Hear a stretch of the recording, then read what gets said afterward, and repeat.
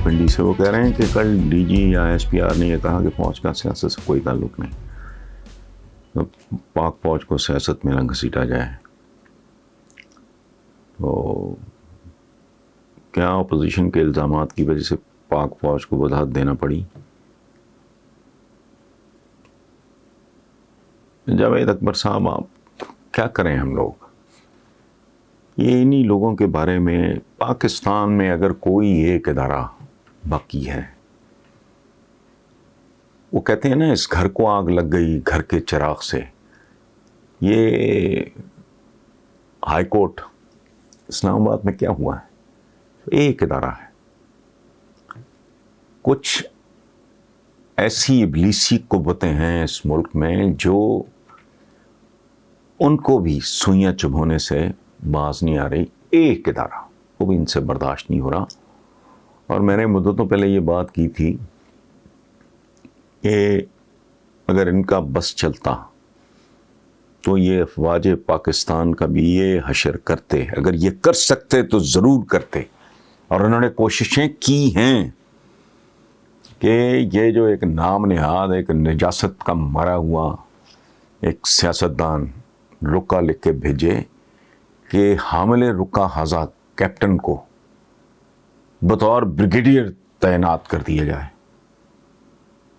جیسے انہوں نے باقی اداروں کے ساتھ کیا۔ اب وہ ادارہ چونکہ طاقتور بھی ہے، منظم بھی ہے، ڈسپلنڈ ہے، اس لیے ان کی تکلیفیں جو ہیں نا، ان کی انتڑیوں میں سوزش ہوتی ہے۔ یہ کسی نہ کسی بہانے، ابھی کل تک ایک حضرت صاحب یہاں یہ بات کر رہے تھے کہ ہمیں عمران خان نہیں، عمران خان کے پیچھے والی قوت، اب کہہ رہے ہیں کہ اسٹیبلشمنٹ نہیں، اپنوں سے تو گلا شکوہ ہوتے ہیں۔ یہ کیا کہتے ہیں، وہ جو پینترے بدلتا ہے گرگٹ کی طرح رنگ بدلنے والے یہ لوگ ہیں، ان کو سیریسلی نہ لیا کریں۔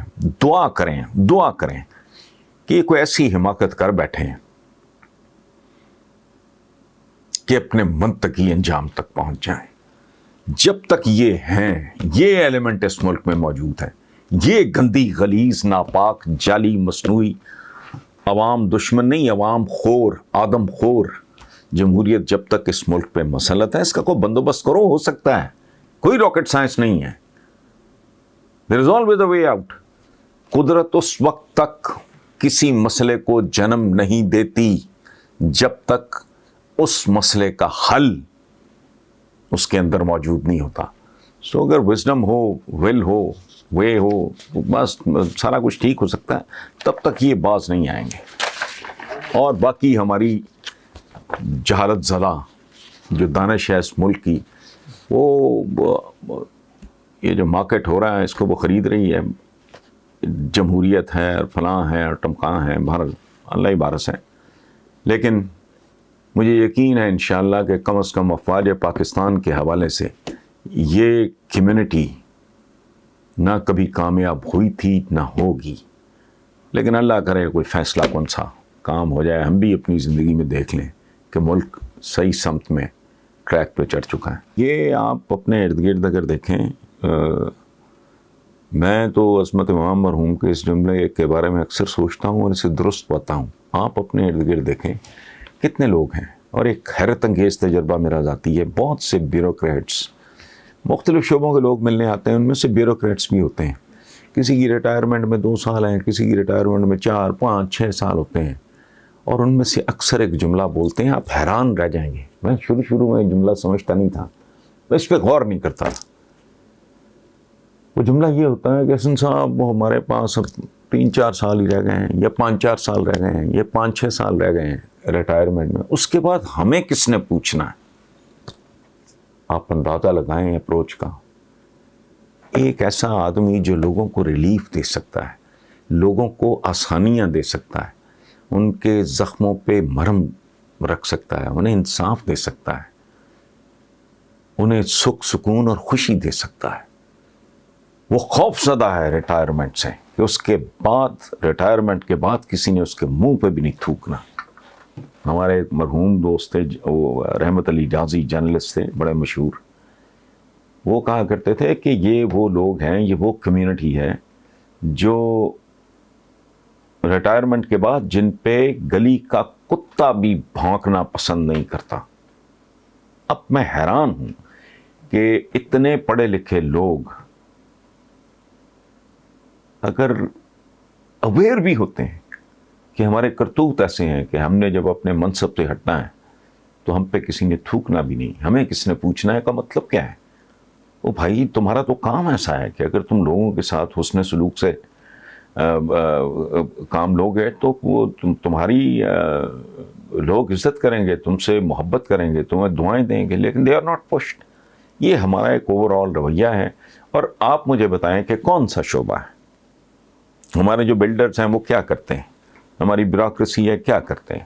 ہمارے دانشور ہیں کیا کرتے ہیں؟ ہمارا پولیٹیشین ہے وہ کیا کرتا ہے؟ ہماری پولیس ہے کیا کرتی ہے؟ ایکسائز, کسٹمز, یہ فوڈ انسپیکٹر فلانا, بھائی ان کے گھروں سے 40 کروڑ روپیہ کیش نکلتا ہے. تو what does that indicate? What does that mean? اس لیے کہ یہ اپنی سچویشن کو بلیو کرتے ہیں, جس کو تھوڑی سی عزت یا طاقت ملتی ہے, عزت تو نہیں خیر کہنا چاہیے, وہ پھر اس کو ابیوز کرتا ہے, اس کو پوری طرح مس یوز کرتا ہے. یہ ہمارا کلچر ہے, یہ ہماری ٹریڈیشن ہے. وہ جو جسٹس افتخار والی وہ تھی تحریک تھی, اس کے بعد